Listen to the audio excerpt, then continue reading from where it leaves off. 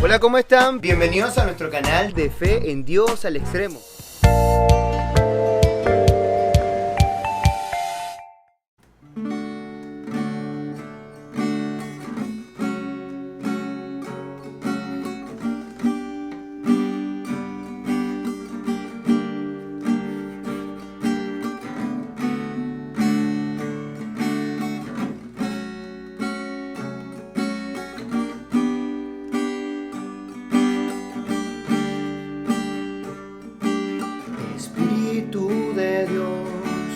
Espíritu de Dios, ven a mí, ven a mí. Espíritu de Dios, ven a mí, ven a mí. Quiero cumplir la voluntad de Dios, quiero hacer la vida en mí. Quiero cumplir la voluntad de Dios, quiero vivirla muy dentro de mí. Espíritu de Dios, ven a mí, ven a mí. Espíritu de Dios, ven a mí, ven a mí.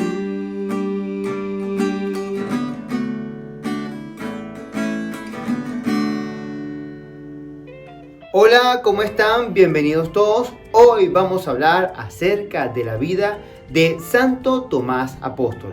Este 3 de julio estamos en su fiesta. Es interesante conocer su historia, llena también de intenciones narrativas de los evangelistas, en este caso de Juan, y también llena de mucha leyenda, sobre todo en la India, donde se encuentra una basílica dedicada a este apóstol, que según nos dice la tradición, fue a evangelizar por allá.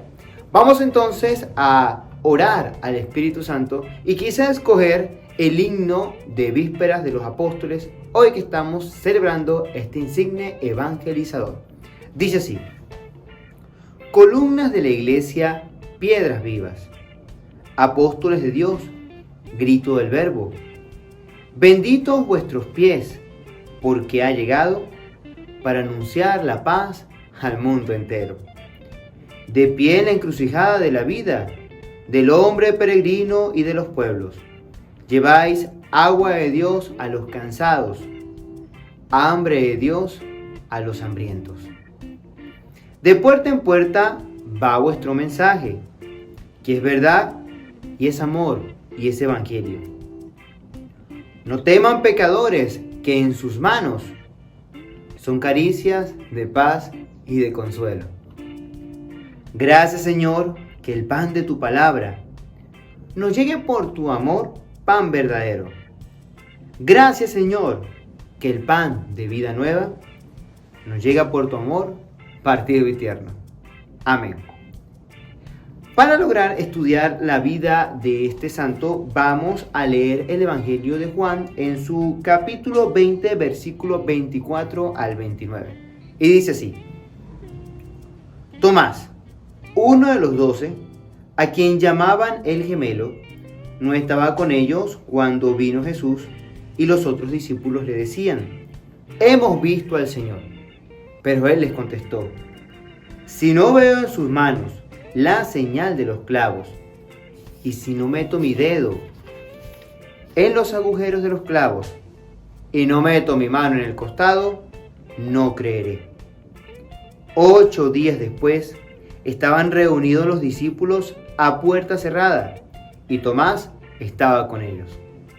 Jesús se presentó de nuevo en medio de ellos y les dijo: la paz esté con ustedes. Luego le dijo a Tomás: aquí están mis manos, acerca tu dedo. Trae acá tu mano, métela en mi costado. Y no sigas dudando, sino cree. Tomás le respondió: Señor mío y Dios mío. Jesús añadió: tú crees porque me has visto. Dichosos los que creen, sin haber visto. Palabra del Señor. Gloria a ti, Señor Jesús. Muy bien, como les dije, la vida de Santo Tomás el Apóstol está llena de bastante leyenda y a la vez de recurso narrativo, pero sobre todo en el Evangelio de Juan. Si nos vamos, por ejemplo, a los evangelios sinópticos, en este caso Mateo, Marcos y Lucas, lo vamos a encontrar en la lista de los 10 apóstoles. Ejemplo, en Mateo 10:3, en Marcos 3:18, en Lucas 6:15 y en los Hechos de los Apóstoles en el capítulo 1, versículo 13. Existen otros escritos, además de los sinópticos, que no están dentro de las Sagradas Escrituras. Para los que no están muy metidos en el asunto, no son 4 evangelios los únicos existentes, ni tampoco un solo Hechos de los Apóstoles, ni mucho menos un solo Apocalipsis. Existen varios libros de Apocalipsis, está el Apocalipsis de Pedro, que en un tiempo estuvo tentado a estar metido dentro del canon. La Didache, por ejemplo, que también fue un escrito del siglo I, del tiempo de los apóstoles, que también estuvo tentado a estar metido dentro del canon. Y dentro de la tradición siriaca, por ejemplo, hay algunos escritos, por lo menos los Hechos de los Apóstoles de Tomás, donde como el mellizo es una palabra, digámoslo así, hebreo-griega, dídimo, mellizo, de la traducción griega en el nombre del hebreo de Tomás, entonces se está refiriendo a la situación de una persona que es mellizo.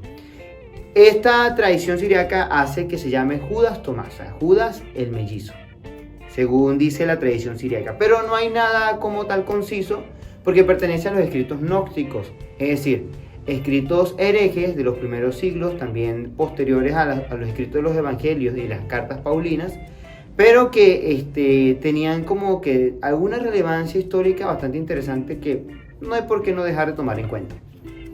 En cuanto a Tomás, pues lo que nos queda en la narración dice que duda de la resurrección, reconoce a Jesús cuando le hace tocar las heridas en las manos y en el costado, y según la tradición predicó en el Imperio Romano, en Persia y en la India.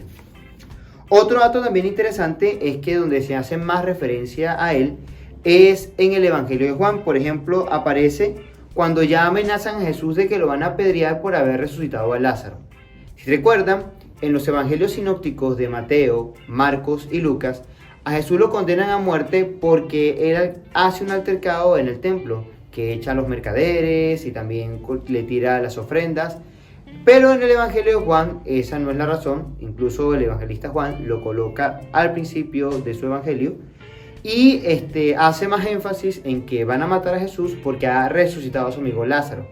Jesús toma la decisión de ir a Betania, resucitar a su amigo Lázaro, y pues cuando ya existe la situación de que va a subir a Jerusalén, pues sus apóstoles tienen miedo. Tomás muy valientemente dice, bueno, aquí vamos todos a morir con el Señor. También aparece en la última cena, preguntándole a Jesús dónde será el camino y la vida, dónde está, dónde va, Señor. Y en la resurrección, como ya hemos visto en el pasaje que hemos leído, cuando duda de él. Ahora vamos a explanar un poco cada pedacito del cuarto evangelio. En el cuarto evangelio, como les dije, en la frase que Tomás dice, vamos a morir con él. Y aparece específicamente en el capítulo 11, versículo 16 del evangelista Juan. Aparece por última vez en el último tramo de la vida de Jesús, cuando el maestro decide ir a Betania para resucitar a Lázaro. Hay un miedo terrible por eso. Pero lo utiliza el evangelista Juan en los 3 momentos como un recurso narrativo. Tanto el evangelio de Mateo como el de Juan tienen cierto énfasis en la catequesis. O sea, cuando uno va leyendo el evangelio de Mateo, uno se va a encontrar con los 5 discursos: el discurso de la bienaventuranza, discurso de la misión, discurso escatológico, los 5 discursos. También pasa con el evangelio de Juan. Si nos movemos desde el capítulo 1 hasta todo el tramo del evangelio y lo leemos de un solo golpe, nos vamos a dar cuenta que hay como enseñanzas que está dando el evangelista a través de los discípulos cuando hacen preguntas. En este caso, la primera enseñanza que se nos da es que el apóstol tiene que estar dispuesto a morir con el maestro, a dar la vida por su maestro. Vamos a morir con él, le dice Tomás a los apóstoles cuando ya Jesús decide ir a resucitar a Lázaro en Betania. Muéstranos el camino. Esto lo hace en la última cena, en el capítulo 14, versículo 5 al 6. Dijo Tomás, Señor, no sabemos el camino a donde vas. ¿Cómo vamos a saber el camino? Jesús le respondió, yo soy el camino, la verdad y la vida. Nadie puede llegar hasta el Padre sino por mí. Vemos otra vez el recurso de intento catequético que hace Juan y cómo utiliza a Tomás para dar esta catequesis.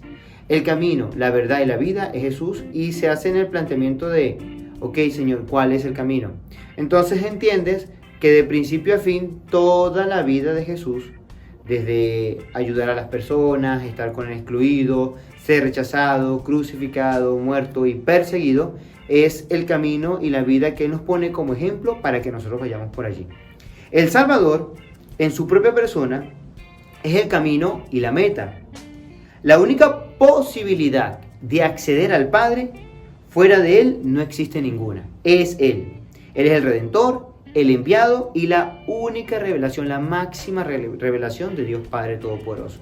Y cuando usted quiere y yo quiero ir por el camino de la salvación, prepárate para la cruz. Ciertamente seremos resucitados, pero tenemos que prepararnos para esa situación de cruz de aquellos que somos discípulos del Señor. ¿Cuál es el camino, Señor? Preguntaremos como Tomás y se nos responderá: el camino de la cruz, del siervo sufriente de Yahvé.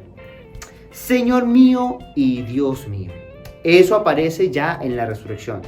Lo que aparece como desconcierto tiene nuevamente un tilde catequético, una infraestructura de la fe,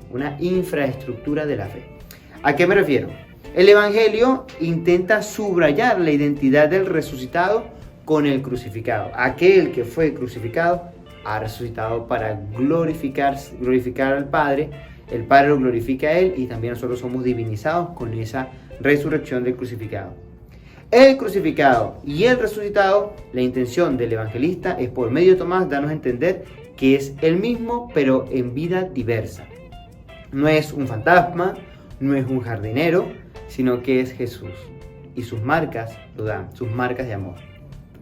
La resurrección de Jesús no es la vuelta de un cadáver a la vida, sino la plena participación en la vida divina del ser humano. Nuevamente vemos que Jesús come con ellos, está con ellos, pero de una manera distinta, de una manera transfigurada, glorificada. No como la resurrección tipo zombie, sino es el Señor en su plena gloria. Y ese reconocimiento de Jesús, cuando lo reconocemos a Él, en cuerpo, así glorificado, decimos dentro de nosotros: Señor mío y Dios mío, reconozco a Jesús como el crucificado que es mi Dios. Entonces vemos que en las tres escenas, tanto en el capítulo 20 que hemos leído hoy, como en el capítulo 11 y en el capítulo 14, la referencia que se hace a Tomás, más que histórica, es de tilde narrativo catequético. El Señor, por medio del apóstol Tomás, nos intenta decir dentro de tres momentos que aparece, que Él nos enseña a que debemos dar la vida por Él, porque Él da la vida por nosotros. No hay quien tiene más amor que el que da la vida por sus amigos. Luego, que Él no es un fantasma, que Él está vivo totalmente y que tenemos que reconocerlo como nuestro Dios. Y el camino para alcanzar esa plenitud es la cruz. Es muy interesante. Ahora vámonos al terreno de la geografía y de lo legendario para saber un poco acerca de Tomás. Ya pasamos por los sinópticos, vimos que está en las listas de los tres evangelios, Mateo, Marcos, Lucas, también aparece en los Hechos de los Apóstoles solamente mencionado. Y que el evangelista Juan lo utiliza en tres momentos, en el capítulo 11, 14 y en el 20, pero para dar una referencia catequética narrativa, o sea, más que un enfoque histórico. Vamos entonces a saber algo acerca del apóstol Tomás, pero ya desde la leyenda a ver si podemos sacar algunos fragmentos históricos de allí.